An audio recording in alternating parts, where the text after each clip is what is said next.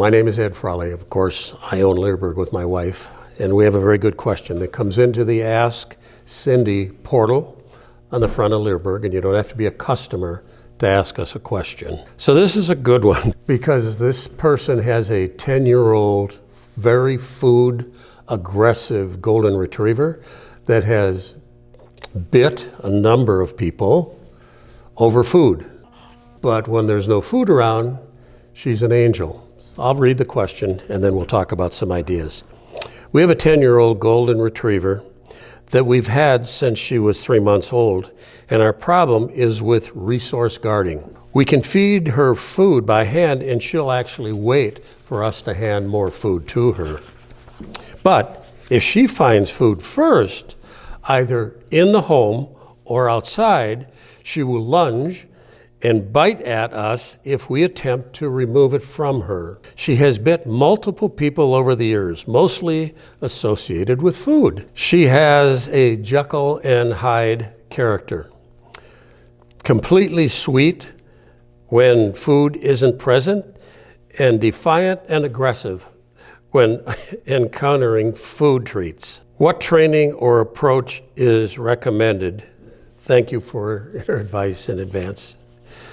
I think she's about 9.5 years too late with this dog. It should have been addressed when the dog was a puppy. But Cindy has much more patience than I do. Cindy went ahead and said, since your dog has many years rehearsing this bad behavior, it's likely going to be a very tough job to solve it on a 10-year-old dog. I would start by managing her time at all times. She should have no freedom in the house. She should be either in a dog crate or on leash. Now you may think that that's a little crazy to keep a dog on leash in the house, but we want to change the mental thinking on this dog. We want the dog to know that we have control of it all the time.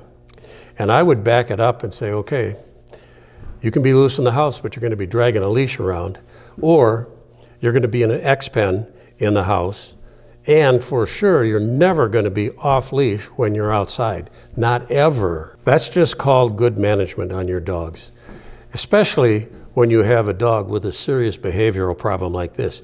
And quite frankly, what we would do with this dog is recommend that she muzzle train the dog. Now we have a video, a very good video, it took a lot of work to put it together, on how to measure your dog for a muzzle. It's on our website. We will put the URL there, and it's free.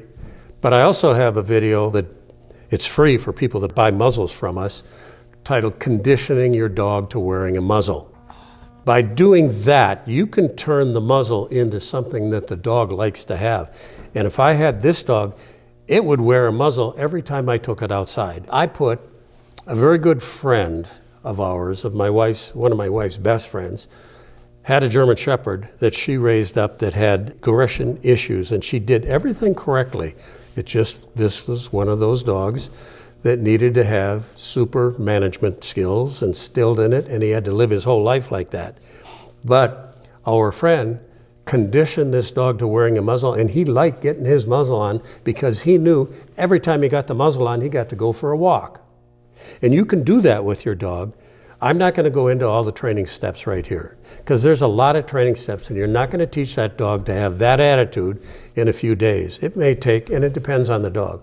This dog may be a real sweet dog when there's no food involved. We have, I don't know, close to 100 different models and styles of muzzles. I think we sell more muzzles than any other website on the internet. But we have training muzzles that you can condition the dog to wearing where you can pass food through the front. So you can take this dog out and condition it to wear a muzzle where it'll look forward to having a muzzle on if you're prepared to do the work. But let me be the devil's advocate here on a dog that bites people. You had better take care of this dog. You better solve your problem. Yeah, you don't want to have a dog that bites somebody, but what happens if it's a bad dog and you have to get your insurance involved? Then your insurance company is going to say, hey, either get rid of that dog or we're going to cancel your homeowner's insurance or your renter's insurance. then you have a problem, because how do you take a dog that's got a history in biting people and put it into a rescue organization? You can make up some kind of a story that, oh, we have to move and we can't keep it. Yeah. But is that fair to the dog? Because you know you're giving the dog a death sentence when you do that. You're not going to correct this dog to the extent where he's not going to do it anymore. Not at 10 years. Putting a remote collar on it, it's a bad idea. Even, in my opinion, putting a prong collar on the dog is a bad idea, because it's just going to escalate the reactivity that you have over food. At a young age, maybe you could have fixed it with a dominant dog collar. Can you do it on a 10-year-old dog? I don't think so. So then it all drizzles right down to deciding, I want to save my dog's life. I don't want to put it down over this. I will teach this dog that we're the boss all the time, and the days of running around outside off leash are gone. And the days of going outside without a muzzle on are gone. And when people come over, I have a dog crate in the other room, and I don't let her associate with my neighbors. They're my friends, not her friends. And she has to learn that. And when people come, she gets put away. Then you don't have anybody getting bit by dogs, especially a 10-year-old dog.